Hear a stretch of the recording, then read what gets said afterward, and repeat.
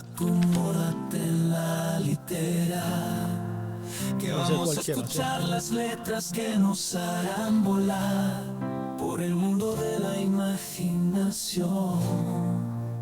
La litera de la esquina, un espacio para leer. Literatura tienes un lugar. Acomódate en la litera, que vamos a escuchar las letras que nos harán volar por el mundo de la imaginación. La litera de la esquina. Lecturas en voz alta que incluyen todos los sentidos. La litera de la esquina, un espacio para leer tus obras.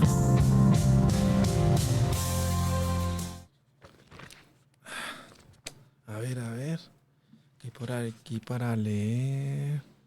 Ay, ¿cómo así? Proxy Wars, una lectura radical. A ver, ¿qué es esto? Miremos. A las comunidades, pueblos y territorios de Colombia que a pesar de las adversidades mantienen viva la resistencia, la memoria y la esperanza. A quienes las luchas día a día por preservar sus identidades, sus saberes ancestrales y sus formas de vida frente a las múltiples formas de violencia, desplazamiento y despojo. Ay, y a los actores sociales, académicos y comunitarios que desde sus acciones y reflexiones construyen caminos de resistencia y autonomía en medio del caos y de la incertidumbre. A todos aquellos que creen en la posibilidad de transformar las lógicas de poder y en la fuerza de las voces propias para configurar sus territorios y sus historias. Es que esta obra sea un homenaje a su lucha, un impulso a su resistencia y un reconocimiento a la riqueza de la diversidad que hace de Colombia un país en constante movimiento. Town, por aquí viene alguien del Chocó, alguien que se llama John Freddy Rentería Chalá. Bienvenidos y bienvenidas todos a la litera de la esquina para que disfrutemos hoy, para que nos adentremos en la obra de este escritor chocuano, lloroseño, por así decirlo, y que viene con toda para estar con nosotros hoy haciendo lecturas en voz alta, contándonos sobre su historia de vida, cómo se inspira, cómo nacen sus letras. Es muy joven, es un escritor muy joven, por supuesto es de raza afro, tiene sus crespitos, sus rulos, aquí también los tiene, ¿cómo describirlo? Don Andrés Guaracas, que está en la parte técnica. Se le dice cabello prieto. Sí. ¿Cierto que se le dice? O Sí, estoy equivocado. Sí, no, pues se hace uno el enrosque. El enrosque y está pintado. Pero John Freddy, bienvenido a la litera de la esquina, mi hermano. Qué bacano tenerte por acá y con tu libro Proxy Wars, que luego nos vas a decir de qué se trata.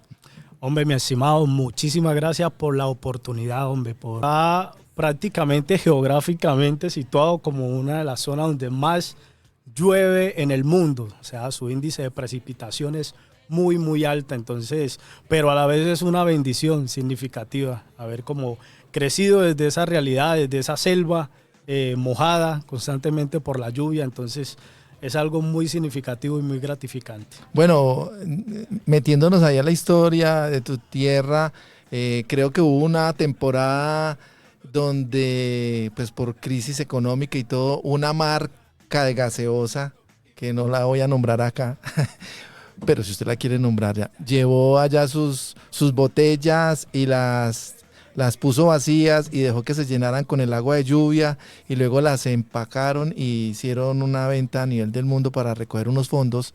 ¿Qué fue eso, esa campaña? Pues mire, mi estimado, de esa campaña pues no tengo muy buena memoria que podemos decir, pero bueno, yo creo que esta realidad lo que nos permite es entender esa riqueza que tenemos en este municipio, pero también podemos considerar a veces la vulnerabilidad de sí misma cuando los manejos o ese extractivismo que se hace no es para, podemos decir, para resignificar esos esa cultura y esa realidad de esos territorios, sino que por lo general siempre se cataliza es más por beneficio para un tercero y no necesariamente para la comunidad. John Freddy, creciste en Lloró. ¿Por qué no nos cuentas un poquito a los oyentes de la Litera de la Esquina, a la gente que está conectada con nosotros a través de las redes sociales también en diferentes partes del país y del mundo? ¿Qué es Lloró? ¿Dónde queda? ¿Cómo llegamos allá? ¿Cómo es la vida en Lloró, la cotidianidad? Pues mira, el municipio de Lloró es una península que queda en medio entre el río Atrato y el río Andágueda. Queda aproximadamente unos 40 minutos de Quibdó, que es la capital del departamento del Chocó. Es un territorio estratégicamente o por su condición geográfica. Tenemos por el río Andágueda lo que tiene que ver con la salida hacia la vía Quibdó-Pereira, y por el río Atrato tenemos la vía Quibdó-Medellín. Entonces es una zona muy, muy estratégica geográficamente, y pues esa cotidianidad, esa realidad pues que siempre nos ha marcado a nosotros pues como jóvenes de este municipio, esa realidad de la vida, aún con todas estas características significativas, geográficas, pues no han sido un catalizador para oportunidades reales y profundas para ese territorio, ¿no? Por lo general siempre la cotidianidad de muchos jóvenes en ese territorio se ve atravesada por un escenario en el que termino el colegio y me voy para otro lugar a poder desempeñar o mirar otros estilos de vida, buscar unas formas más significativas, ya que pues tenemos un grado de informalidad muy significativo allí. El tema podemos decir, de la falta de oportunidades para los jóvenes es muy significativa. Y en el tema de empleo, pues todo está como muy adjudicado a un tema más burocrático, ¿no? O sea, el que trabaja con la alcaldía o el que es maestro y ya. Exactamente. El resto, váyase para el campo, vaya a sacar arena, ¿qué más? Exactamente. Vaya pescar. A la mina. Y todo esto se convierte pues en un escenario bastante ambiguo, puedo yo decir, porque no hemos visto un acompañamiento real para diversificar las oportunidades en esos territorios, que en última eso es lo que se merece, o sea, que no se convierta en una condena y que es un catalizador de que siempre los jóvenes tienen que salir de sus territorios para que puedan tener una mejor calidad de vida, sino que se logre o que las oportunidades logren llegar a estos territorios sin necesidad en muchas ocasiones de verse en esa obligación de tener que irse de su territorio. John Freddy Rentería Chalá, hoy en la Litera de la Esquina, es una persona muy joven. Puedes decir la edad con tranquilidad. Ah, no, sí. Yo tengo 30 años.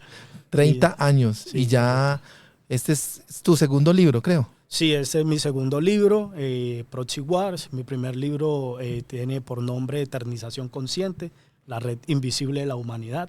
Entonces, una obra que también tuve la oportunidad de hacerle su lanzamiento en el departamento del Chocó, en el municipio de Quibdó, La capital. La capital. En ese entonces venía como realizando mi trabajo dentro de la institución, ya que estaba pues en la policía. Entonces allí fue donde tuve la oportunidad de poder... Hoy es un ex. Sí, correcto. Hoy ya pues tomé una decisión de dar un paso al costado y dedicarme a lleno pues a esto que he venido construyendo, y el tema de la literatura, de escribir, que es una forma, podemos decir, de que en medio a veces que me sentía, podemos decir, vivir esa frustración, es como me siento o sea, en los libros yo me siento con la suficiente capacidad de poder expresar lo que en su momento allá no lo podía hacer, ¿no? Por el tema del status quo, muchas situaciones, entonces a veces uno se abstenía a tocar muchos temas. Bueno, pues esa pregunta que surge aquí, y más ahorita que nos acabas de decir que eres un ex, ¿cierto? Ex policía, y también escribiste cuando estabas dentro de la institución. Aquí a todos los que vienen les hacemos una pregunta bien interesante sobre sus letras, y queremos saber cómo nacen las letras de John Freddy Rentería Chalá.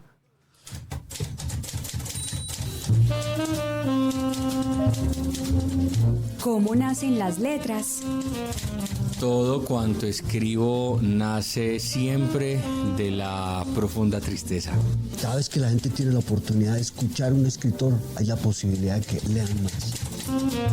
Yo escribo cuando comienzo a habitar mi mundo interior y el mundo de lo sensible. ¿Cómo nacen las letras?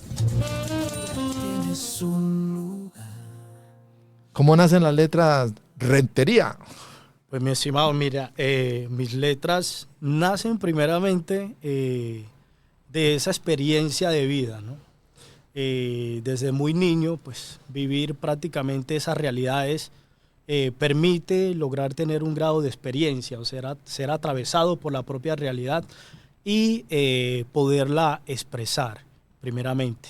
Luego también tenemos esta vida institucional o esta inteligencia también militar, pues que me da como esa capacidad de poder recorrer muchos territorios de Colombia, poder mirar esas realidades. Nómbreme territorios, porque a mí me encanta, para ver si por ejemplo, nos hemos conectado con algún territorio. Por ejemplo, pues yo empiezo a prestar mi servicio militar en la ciudad de Bogotá. Allá tuve la oportunidad. La nevera. Exactamente. Chocuano en la nevera. Poder recorrer muchas localidades de Bogotá. Luego, cuando paso a hacer mi curso para patrullero, pues me envían para Villavicencio Meta. En Villavicencio Meta, en los llanos, tuve la oportunidad de conocer lo que fue la parte de lo que tuvo que ver con Vista Hermosa Meta, lo que tuvo que ver con Acacías, Puerto Gaitán, Granada, Mapiripán Meta, lo que tenía que ver también con, estuve en el Mitú, estuve, bueno, en Puerto Carreño, en Guainía. Puros territorios nacionales. Estuve en zonas que podemos decir que realmente esa experiencia se vive, porque es que ver esas realidades, esa cotidianidad dentro de un lente institucional, podemos decir, o dentro de una mirada militar, pues era lo que llevaba también como a ir consolidando esa experiencia de niño, luego ya de joven, voy pues mirando esas capacidades también y se va uniendo, pero luego le entra como el otro componente, que es el tema académico. Cuando yo ya salgo pues como patrullero graduado, me envían para Facatativá, Cundinamarca, a realizar el curso de carabinero. Cuando yo voy a hacer el curso de carabinero, un compañero, un curso mío, me dice, oiga, venga curso, ¿y usted por qué no estudia sociología? Wow. Y yo le digo, ¿cómo así que sociología? ¿Socio me dice, qué? Sí, sociología, es que yo lo miro a usted y yo siento que usted como que... Y yo le digo, ven, me pongo yo a investigar, a averiguar. Y claro, yo digo, no, esto era lo que yo estaba buscando. Esto era lo que le hacía falta como a esa experiencia, a esa vida militar, y se une como el tema de la academia también. Entonces yo dije, bueno, listo. Y comencé a estudiar sociología. En la actualidad todavía me encuentro cursando el pregrado, pero ya próximamente estoy a graduarme. Curso el 8º semestre de sociología en la Universidad Nacional Abierta y a Distancia. Toda vez de que por temas de servicio, pues viajar. Exactamente, eso le imposibilita a uno poder tener una presencialidad, entonces uno opta por la virtualidad. Entonces esa fue como la realidad. Entonces ese engranaje, ¿no? Como una explosión, esa experiencia de niño, de vivir de un territorio, podemos decir, marginado, con muchas realidades y muchas cotidianidades. Y luego la parte militar, institucional, y luego la academia de sociología. Entonces hay unos saberes previos muy significativos que es los que han podido catalizar y poder, podemos decir, materializar los libros que yo he escrito. No han surgido de la nada, sino desde esa experiencia y de esa vida o de esa cotidianidad por la que he sido atravesado. Puerto Rico, Nación Mantapacha, Paikuna Sutikmi, calle 13. Y las patas vemos Taquita Pomanchis, Chaitaque Sutikmi, Latinoamérica, Uyarico Sánchez. El por qué también recorrer esos territorios es lo que llaman algunos. Hay un compañero del Chocó que se enoja cuando yo hablo de este tema, compañero Leo, Leonardo, que también hace parte del equipo de La Esquina Radio cuando yo hablo de la Colombia profunda. Pero pues son formas de nombrar, ¿no? Y es la Colombia profunda en la que has estado, vienes de esa Colombia profunda, pero yo también digo, no lo niego, aquí en Medellín hay Colombia profunda. En las comunas, en las partes hay territorios excluidos, y es que no solamente Colombia profunda son los territorios lejanos, son esos territorios que hemos abandonado y que son también el resultado de lo que tú estás escribiendo aquí, ¿cierto? De una guerra que no termina, una guerra que se recicla y que está en el libro tuyo de Proxy Wars. Entonces cuando escucho Latinoamérica, es como esa resiliencia, esa reivindicación de la gente. Esta canción me toca mucho porque cuando estuvo el paro nacional, yo me fui para Cali a ver qué estaba pasando, y esa canción era un himno en Siloé, con la banda sinfónica, y toda la gente la coreaba y marchaban escuchando esta canción. Entonces, para vos también es como un himno. Claro que sí, hombre, mi estimado. Yo creo que esta canción, o sea, Latinoamérica, es mirar cómo esos componentes o esos ingredientes que tiene esa canción lo atraviesan aún. O sea, que nos damos de cuenta de que la realidad, aunque estemos en el departamento del Chocó, aunque estemos en Colombia, o sea, estas realidades no dejan de atravesarnos, porque tenemos, podemos decir, unas similitudes de luchas y de resistencias que esas nos hacen a nosotros prácticamente un solo pueblo. Y yo creo que esta canción jugó un papel muy significativo porque a muchos atravesó esa realidad, y nos vimos prácticamente escritos en esos versos y en esa, podemos decir, en estas palabras que Calle 13 puso aquí en su canción. Entonces es algo muy, muy significativo. En el vasto entramado de territorios, culturas y memorias que conforman Colombia, se despliega una complejidad que desafía cualquier visión simplificadora y exige un análisis profundo, contextualizado y crítico. Este libro, titulado Proxy Wars, se presenta como un mapa, un espejo y un acto de resistencia frente a las múltiples capas de conflictos invisibles y visibles que atraviesan el país. A través de sus páginas, se invita a un recorrido por las dinámicas ocultas y manifiestas que configuran las geografías sociopolíticas, culturales y simbólicas de Colombia, en un momento histórico donde las guerras por poder, por recursos y por identidad se libran en múltiples frentes. Claro que sí, hombre, mi estimado. Mira que ese libro de Proxy Wars, este título se utiliza en la geopolítica para poder nombrar las guerras delegadas o las guerras tercerizadas. Cuando nosotros nos vamos a mediados del siglo XX, cuando la caída de la Unión Soviética y los Estados Unidos, ellos automáticamente evitan las confrontaciones directas. La Guerra Fría. Exactamente.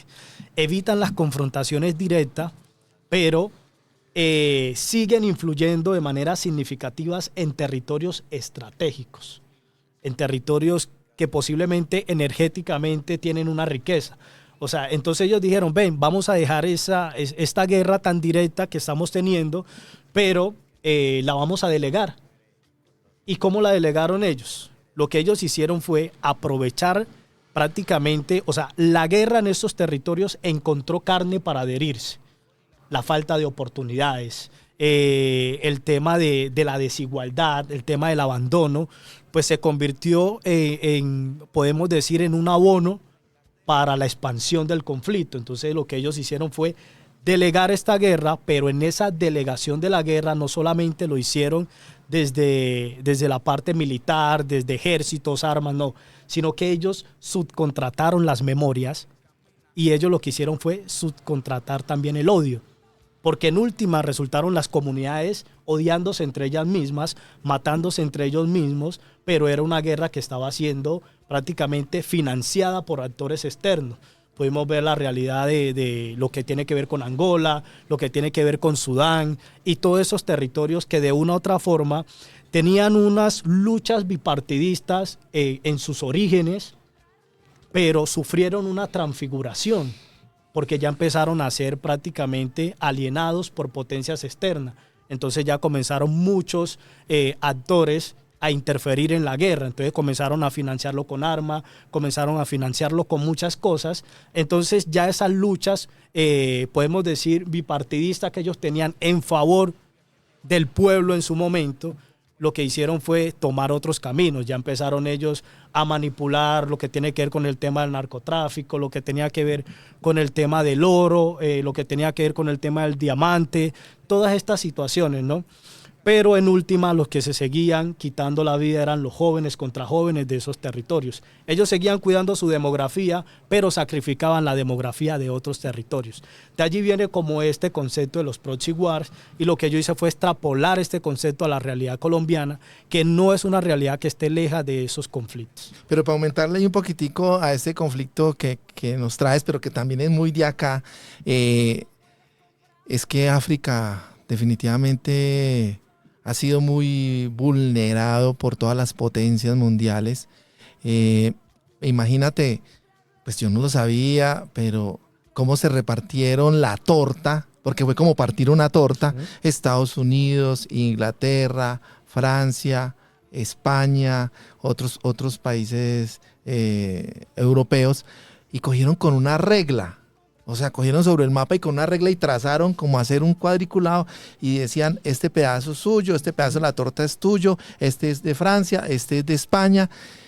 Y no midieron ni siquiera que en eso que estaban trazando estaban dividiendo pueblos que tenían la misma cultura, la misma etnia, los mismos principios, y los dividieron. Y luego los pusieron a pelear entre ellos mismos y a hacerse guerra y a matarse entre ellos. Entonces, aquí en Colombia también han hecho lo mismo. Cuando hicimos la guerra del bipartidismo, los liberales y los conservadores, y venimos desde la época de Simón Bolívar con los de Santander, y luego la guerra de los 1000 días, y luego llega el tema de cuando matan a Gaitán, y así sucesivamente son guerras recicladas, y creo que de esto es lo que tú nos hablas en este libro. Correcto, mi estimado. Mira que hay algo muy significativo, y es cómo estas guerras lejanas se sienten en el barrio, se sienten en la realidad de la gente. Por ejemplo, si nosotros nos colocamos a mirar a mediados del siglo XIV, siglo XIV, lo que tenía que ver con la corona española y la corona portuguesa, cuando ellos comenzaron prácticamente a distribuirse o a explotar América Latina en su momento. Y a mediados del siglo XVI, pues vemos también la expansión de la corona inglesa y la corona francesa, en donde se comenzaron a distribuir también los territorios de África y de Asia. O sea que estas guerras no han ocurrido de la noche a la mañana, sino que lo que nosotros vemos es una reciclación del conflicto que históricamente se ha materializado y nosotros lo hemos vivido, solo que pues a medida que va pasando el tiempo, pues ya uno va mirando y uno dice, venga, es que aquí esto viene ocurriendo no desde ahora, esto tiene hace mucho tiempo, o sea, las guerras proxy desde hace mucho tiempo se vienen materializando, o sea, de cómo se han delegado los territorios hasta tal punto de decidir qué territorios merecen desarrollo y cuáles no. Y eso yo los denomino las zonas de sacrificio o los territorios sacrificables también. Un filósofo camerunés que se llama Achille Mbembe, y Achille Mbembe habla de la necropolítica. Y yo le di como quise colocarle la mano al paisaje necropolítico, porque prácticamente es cómo se decide quién vive y quién muere en muchos territorios de Colombia y no necesariamente en el departamento del Chocó, hasta tal punto en donde la vida pareciera que tuviera menos valor que la munición. Y en esta realidad que me toca afrontar a mí, ya después yo escribo el libro de Eternización Consciente, y cuando yo en su momento hablo con mi mamá me dice, y yo le digo, mamá, pero usted ¿por qué sigue allá? ¿Por qué no se viene allá? Y me dice, mijo, si yo me voy de acá, ¿quién va a cuidar a su hermano? Aquí ya hubo algo que me atravesó a mí, podemos decir también psicológicamente, porque aún dentro de la misma institucionalidad yo me sentí maniatado. No tenía cómo realmente, allí realmente viví como la vulnerabilidad de decir, aunque estoy en la institucionalidad, no pasa nada. O sea, aquí no puedo remediar nada. Y yo dije, la única forma es de refugiarme en los libros y que los libros sean una forma de poder llegar a muchos imaginarios, no con el objetivo de hacer apología a la violencia o digamos, poder glorificar la guerra, sino cómo la podemos dematerializar desde su propia ontología o desde su propio origen. Entonces yo toqué fondo con esa realidad de mi hermano y eso se convirtió en un catalizador para decir, venga, bueno, yo creo que voy a dar un paso al costado y me voy a dedicar a eso. O sea que tú encontraste en las letras como una herramienta para poder al menos empezar a hacer resistencia o denuncia. Exactamente. Y más que ello es cómo, o sea, desde la epistemología podemos cambiar estas realidades de los territorios, o sea, desde promover la lectura, el pensamiento crítico, puede convertirse en un catalizador para cambiar muchas realidades. Yo apuesto mucho por el tema de la escritura, me gusta mucho la escritura y siento que puede ser una forma de redignificar esos dolores y poder hacer como catarsis también, podemos decir, por todas estas situaciones que ocurren en muchos territorios de Colombia y que aún en la actualidad se siguen materializando muchos hechos que lastimosamente pareciera que el alfabeto estuviera corto y no pudiera nombrar esas realidades. Entonces aquí está Proxy Wars, que lo que busca es apuntarle a esa dirección. A Dios le pido que mi madre no se muera y que mi padre me recuerde. Hay datos que apasionan. ¿De qué te enteraste? Contá. El cotilleo literario. Ay, cotilleo. Bueno, y llegamos a la sección aquí del cotilleo literario y precisamente el cotilleo hoy va para un escritor francés, muy filósofo, también existencialista. ¿Has oído hablar de Albert? Yo le digo Albert Camus, pero los que saben dicen Albert Camus.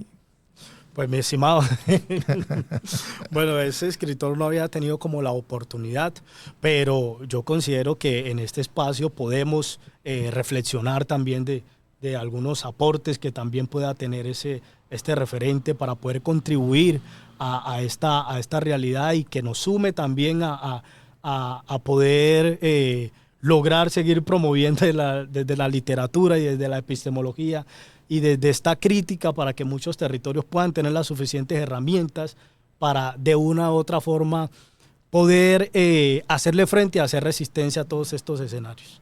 Pues sí, resulta que se lo invité a usted, John Freddy, hoy porque él fue uno de los que también quiso hacer oposición a la barbarie de la guerra a través de sus libros. Y fue un opositor grande en contra del nazismo. Sí, él escribió obras como El extranjero, La peste, El extranjero en 1942, y ya cuando el tema de la guerra escribió La peste en 1947, luego La caída en 1956, que es una reflexión sobre la culpa. Él siempre era muy existencialista. En La peste hablaba sobre la solidaridad y la lucha contra la adversidad, que fue todo lo que tuvo que hacer el pueblo judío para poder sobrevivir. Y como usted lo decía ahorita, cuando es imposible detener al tirano o digamos lo que pasó pues allí, ese exterminio tan fuerte, es una cosa bárbara. Él estuvo ahí, se metió en el tema y escribió. También escribió sobre La muerte feliz, que explora la búsqueda de la felicidad. El primer hombre, que es una obra autobiográfica inconclusa. Y para dar datos así como del cotilleo literario de él, decir que tenía una visión humana que se enfocó siempre en el dolor del ser humano, en la pérdida y la búsqueda de la dignidad, que es lo que vos también nos estás contando a través de tu libro. Estás buscando la dignidad de las personas que son víctimas del conflicto armado, alejándose de los nacionalismos exacerbados y enfocándose en la solidaridad de los pueblos. Es que somos humanos, no somos liberales y conservadores, no somos de izquierda ni de derecha, no somos, somos personas humanas, y esa es la mirada que Albert Camus nos hacía dar. Pero hay una vaina sobre la muerte de él, que nos dicen que él se murió muy joven, 47 años, en un accidente automovilístico, pero se cree que esto no fue un accidente y que tal vez fue provocado. Entonces, eso es todo pues lo que queríamos contarles hoy en el cotilleo literario de Albert Camus o Albert Camus, el escritor francés. Por el mundo de la imaginación, la litera de la esquina, un espacio para leer tus obras.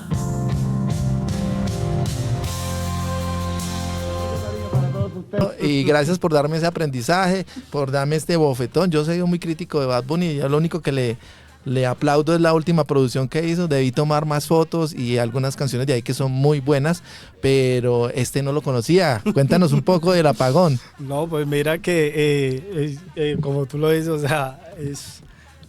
sea, se ha mirado como mucha crítica en este personaje, pero cuando escuchamos las letras y le prestamos atención, se convierte... Pero es difícil ponerle atención porque uno no entiende lo que el hombre canta la canción. Sí, mira que es como una forma de resistencia a esta obra del Apagón y mirar el tema de la gentrificación, porque es que es prácticamente... Expliquémosle a la gente qué es gentrificación. Ok. Bueno, la gentrificación es ese cambio demográfico que sufre un territorio. Podemos decir, cuando vienen otras personas con otras culturas, con otras identidades que tienen un poder adquisitivo mucho más amplios que los habitantes originarios de ese territorio, entonces automáticamente ese territorio cambia y las personas originarias comienzan a desplazarse hacia las periferias, hacia los lugares en donde ellos van o donde se les pueda acomodar el bolsillo, podemos decir, valga la redundancia. Eso es lo que ocurre con el tema de la gentrificación, es lo que pasa en Puerto Rico. Puerto Rico se convierte en una isla, no necesariamente para los puertorriqueños, sino para los extranjeros que tienen un poder adquisitivo mucho más amplio que los originarios de allí. Y aquí en Colombia eso no es que estemos lejos de ellos. Podemos mirar la realidad de Vallasolano, en el departamento del Chocó. Este lugar turístico y por lo general el 70% podemos decir de los hoteles que se encuentran en ese territorio no son ni siquiera de los chocuanos, sino que son personas de otras partes, pero que tienen un poder adquisitivo mucho más amplio. Entonces es como si nuestro territorio no fuera nuestro, sino que ya fuera de otros. Ah, bueno, yo lo traduzco ahí, ¿no, hermanos? Que vinieron a vivir los gringos acá, los nómadas digitales, la gente que tiene billete y se metieron aquí al barrio y están comprando casas a buen precio, entonces la gente las vende, se suben los arriendos, se ponen más caros los huevos, la leche y nos tenemos que ir a vivir a otro lado porque ya no aguantamos. Se nos sube el estrato, nos suben los servicios públicos. Eso lo vi yo en Río Negro, en la parte de Llano Grande, donde la gente eran campesinos natos de allí y empezaron a construir estas supermoles de casas y no sé qué, y centros comerciales y toda la vaina.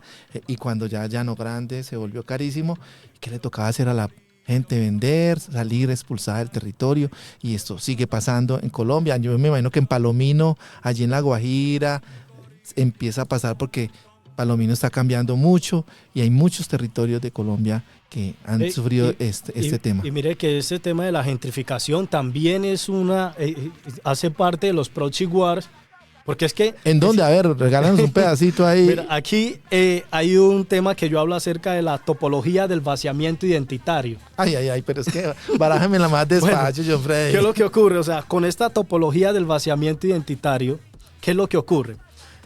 Vemos que el tema de topología por lo general pues va muy arraigado a la parte geográfica del territorio, pero al llegar nuevas culturas, nuevas tradiciones, nuevos estilos de vida, que por lo general son personas que tienen un poder adquisitivo mucho más amplio que los actores originarios, eso lleva a un vaciamiento identitario, lo que usted nos decía, lo que ocurrió en Llano Grande. Las personas originarias de allí pues tienen que irse a buscar otras zonas en donde, podemos decir, donde la plata le alcance, porque lastimosamente cuando vemos que llegan estas personas que tienen ese poder un poder más adquisitivo más amplio, pues ya vemos estrato 4, estrato 5, centros comerciales, muchas cosas, y en Colombia estamos viviendo, no lo hemos dejado, seguimos viviendo este fenómeno de la gentrificación, donde vemos súper infraestructuras, pero aledaño a ellos pues tenemos estas casas mucho más humildes, pero cuando llega el recibo de la energía, cuando llega el recibo del agua, cuando llega el recibo Entonces la gente dice, uy, pero ¿por qué me llegó todo esto así? No, pero es que ustedes son estrato 5. Imagínense, yo llevo 50 años, llevo 20 años viviendo aquí, pero cambiaron la demografía, entonces... O le ponen un peaje, como la gente que vive aquí en San Sebastián de Palmitas, que son de Medellín, porque San Sebastián de Palmitas es un corregimiento que es de Medellín, te ponen un peaje, ya casi está en 30.000 pesos, o ya pasó de 30.000 pesos. Imagínese, para usted ir y venir 30 y pico de mil de pesos. Por supuesto, hay algunos que les rebajaron y todo, pero no deja de ser. ¿Cómo uno tiene que pagar un peaje para ir a su misma ciudad? Por ejemplo, tenemos también la realidad acá en Bogotá, también se ve mucho ese cuando van para acá, para los patios, esta zona ahí también. La gente tiene peajes allí, pero pues por lo general son personas que tienen un poder adquisitivo mucho más amplio, o sea que para ellos eso no... Pero deben haber campesinos por ahí que ya... sí, claro, hay campesinos que prefieren 1000 veces como cruzar a pies, podemos decir, cruzar a pies y no tener que necesariamente pasar con el carro, o tienen que pasar pues, o cogen o llevan la moto, y a veces se presentan hasta conflictos allí en esas situaciones. Bueno, John, yo le voy a dar madera, hermano. No se vaya a enojar conmigo, pero yo le voy a hacer una pregunta así seria. ¿Usted para quién hizo este libro? Pues mire, mi estimado, este libro yo lo hice pues, primeramente, yo lo hice primeramente para las comunidades, para los territorios, para la gente. Este es un libro para la gente. Si bien podemos decir que tiene unas terminologías técnicas, pero también el libro en su parte, digamos acá en la contraportada, podemos decir a finales, pues allá se encuentra la traducción de todo estos conceptos, para si la persona no lo entiende, pues se vaya. Es una especie de diccionario, podemos decir, dentro del mismo libro. Esto no lo entiendo. Voy allá. Significa esto. Ok, entonces ya reacomodamos la idea, ¿no? Déjeme, yo ahí mientras usted sigue, yo lo voy leyendo aquí. Andrés Felipe de Guaraca, mi hermano. ¿Usted qué entiende por criminalidad ontológica programada? Dícese de una estrategia que diseña estructuras delictivas desde la raíz del ser social, no solo desde el acto criminal. Yo también necesito traducción para la traducción. No, déjame pues. Epistemología de la entropía territorial. Dícese del marco que estudia cómo el desorden en los territorios se convierte en conocimiento estratégico. Bueno, ese sí ya me lo digerí, ese no me cayó mal, no tengo que tomar. Circuitos de vulnerabilidad operacional transgeográfica.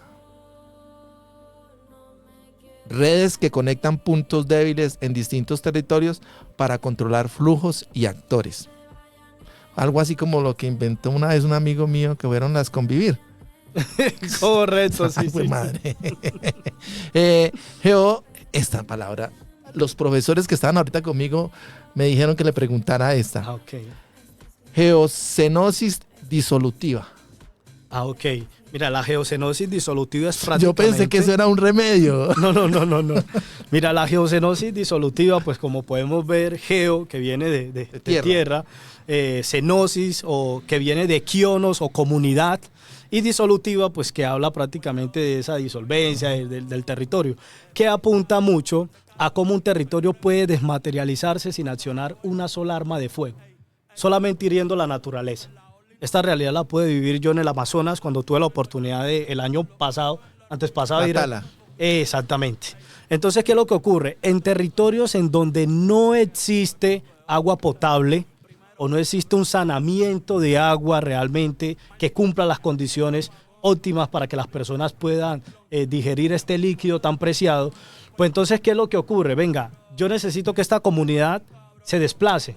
Yo necesito que esta comunidad se desplace, se vaya de este territorio, pero no lo puedo hacer tirándoles una bomba. Como se ha hecho siempre. Exactamente. Entonces, ¿qué hacen? Venga, vamos a envenenar la fuente hídrica. Vamos a envenenar el riachuelo que ellos tienen allí, que es de donde sacan el agua con los baldes. Entonces, al envenenar la fuente hídrica, pues las comunidades, ¿qué hacen? Se tienen que ir. Y yo pude evidenciar ese desplazamiento en el Amazonas de comunidades dispersas hacia la ciudad de Leticia, que es la capital, ¿no? Entonces es una forma de herir la naturaleza para desplazar comunidades. Bueno, y no, y así tenemos un poco de términos como la topofobia. Es así, pues, búscame ahí en ChatGPT a ver si encuentra topofobia. Y si la encuentra, me declaro perdido. Pero vamos a ver, estamos aquí con el compañero Andrés Felipe. En donde ya como lo que pasó en Bojayá. Correcto. Y yo siempre he dicho que antes de que ocurra un desplazamiento físico del sujeto, por lo general siempre hay un desplazamiento psicológico, una desconexión con el territorio. Y logran reproducir lo contrario, la topofilia, que es el apego. Entonces ya empieza uno a escuchar comentarios de muchas personas cercanas que dicen: yo ya no me veo viviendo en el departamento del Chocó, yo ya no me veo viviendo en Bojayá. Yo me voy para Cali, qué Cali. Yo me voy para Cali, Medellín. Me voy para Bogotá, me voy para Medellín, me voy para Bucaramanga.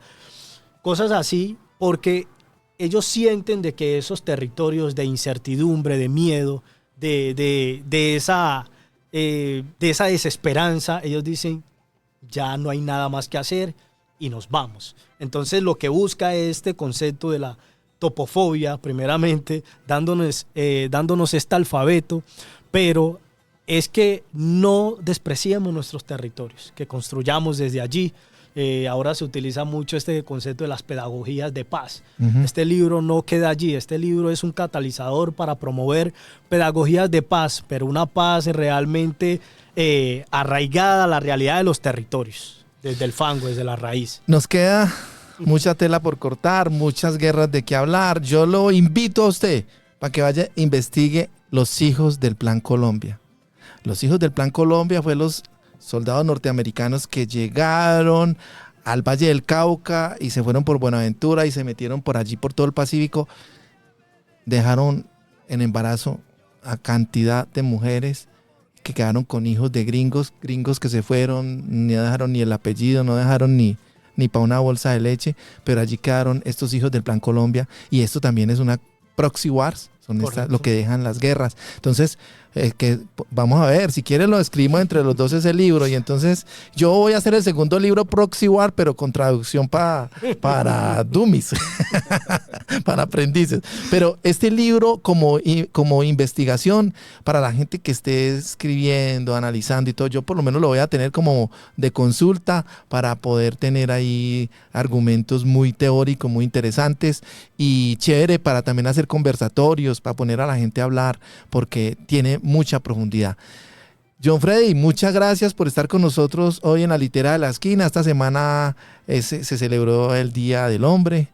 Por aquí me mandaron saludos y qué bacano. Saludo también a todos estos hombres del país, estos padres responsables, estos padres que no quieren más guerra, como usted que ex policía, usted dijo: yo me salgo de allí, pero no estoy diciendo que los policías sean malos, sino que tu conciencia dijo: no sigo más allí. Y esos hombres que quieren construir un país más justo, más digno, más abierto a la vida, como lo decimos aquí en La Esquina Radio. Gracias por estar con nosotros en la Litera de la Esquina, todos los domingos a las 11 de la mañana, con retransmisión los miércoles a las 6 de la tarde. Muchas gracias, mi estimado, por esa oportunidad, por este espacio. Y quedo también abierto a otros posibles escenarios que podamos converger y podamos seguir construyendo. La Litera de la Esquina.